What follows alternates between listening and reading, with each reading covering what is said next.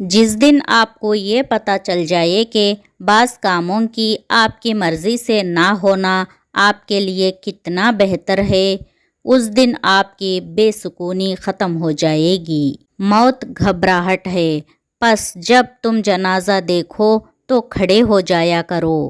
بیٹے نعمت ہے اور بیٹیاں نیکی ہیں۔ اللہ پاک نعمتوں پر حساب لیتا ہے جبکہ نیکیوں پر ثواب عطا فرماتا ہے۔ جس شخص پر بیٹیوں کی پرورش کا بوجھ آ پڑے وہ ان کے ساتھ حسن سلوک یعنی اچھی برتاؤ کرے تو یہ بیٹیاں اس کے لیے جہنم سے آڑ بن جائے گی۔ عورت اس مرد کے سامنے رو پڑتی ہے جس سے وہ محبت کرتی ہے، ورنہ آنسو تو وہ اپنی ماں سے بھی چھپا لیتی ہے۔ دنیا کا ہر رشتہ خواہ خونی ہو یا کوئی غیر تب ہی زیادہ دیر تک چلتا ہے جب کوشش دو طرفہ ہو۔ ٹھکانہ قبر ہے، عبادت کچھ تو کر غالب۔ روایت ہے کہ خالی ہاتھ کسی کے گھر جایا نہیں کرتے۔ خود کو اتنا مصروف لازمی رکھے کہ آپ کے پاس منفی خیالات، نفرت، پچھتاوے اور ڈر و خوف وغیرہ کے لیے وقت نہ ہو۔ سب سے زیادہ غنی وہ شخص ہے جو اللہ تعالیٰ کی تقسیم پر راضی ہے۔ کسی بدمزاج اور کم ظرف کا احسان لینے سے بہتر ہے کہ انسان وقتی تکلیف پر برداشت کر لے۔ زندگی میں کبھی کبھی مایوسیاں اتنی بڑھ جاتی ہیں کہ اپنے گلے سے گزرتی سانسوں کا بوجھ بھی محسوس ہونے لگتا ہے۔ دنیا میں 1000 رشتے بناؤ لیکن ایک رشتہ ایسا بناؤ جب 1000 رشتے آپ کے خلاف ہو تو وہ ایک اکیلا آپ کے ساتھ ہو۔ زیادہ سوچنا انسان کو ختم کر دیتا ہے، بس دعا کرو اور اللہ پر چھوڑ دو۔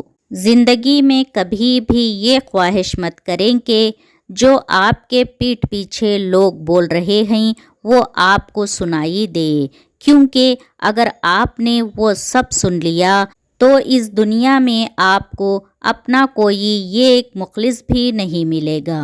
اللہ اپنے بندوں کو آزمائش میں ضرور ڈالتا ہے لیکن آزمائش میں تنہا نہیں چھوڑتا۔ اعتبار کی خلط اور شک کی زیادتی رشتوں کی خوبصورتی کو ختم کر دیتی ہے۔ خاندانی انسان نقصان اٹھانے کے باوجود وفادار رہتا ہے، لیکن منافق شخص ہمیشہ ذاتی فائدے کے لیے دھوکہ دیتا ہے۔ اگر کسی کو تکلیف میں دیکھ کر تمہیں تکلیف ہونے لگے تو سمجھ لینا تم اللہ کے بنائے ہوئے بہترین انسان ہو۔ اپنے دوستوں کا انتخاب سوچ سمجھ کر کیا کرو، کیونکہ تم اپنے جنازے کی پہلی صف کا انتخاب کر رہے ہوتے ہو۔ وقت ایک دن پلٹ کھا ہی جاتا ہے، اس دن اکڑ والے بھی تہجد میں رو پڑتے ہیں۔ تم اپنی اولاد پر تمام جہانوں کے خزانے بھی لٹا دو تو بھی وہ قیامت کے روز تم سے دور بھاگ رہے ہوں گے، لیکن اگر تم ان کو قرآن پڑھا دو تو وہ تمہیں ڈھونڈتے پھریں گے تمہیں تاج وقار پہنانے کو۔ محبت اور دوستی یہ دونوں چیزیں ہر طوفان کا سامنا کر سکتی ہیں، مگر ایک چیز ان دونوں کے ٹکڑے ٹکڑے کر سکتی ہے اور وہ ہے غلط فہمی۔ کبھی کبھی اتنی تکلیف ہوتی ہے کہ اللہ کے علاوہ کسی سے بات کرنے کا دل نہیں کرتا۔ اگر کسی کا ایک آنسو تمہاری وجہ سے گر گیا تو روز محشر تک اس کے قرضدار بن جاؤ گے۔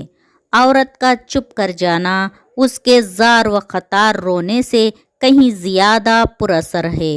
جب تم پر کوئی سختی یا مصیبت آئے تو مخلص دوست سے ذکر کیا کرو، کیونکہ اس کے 4 نتائج نکلیں گے۔ پہلا، یا اپنے ذمے لے لے گا، یا تو مدد کرے گا، یا مشورے سے رہنمائی کرے گا، یا پھر دل سے دعا دے گا۔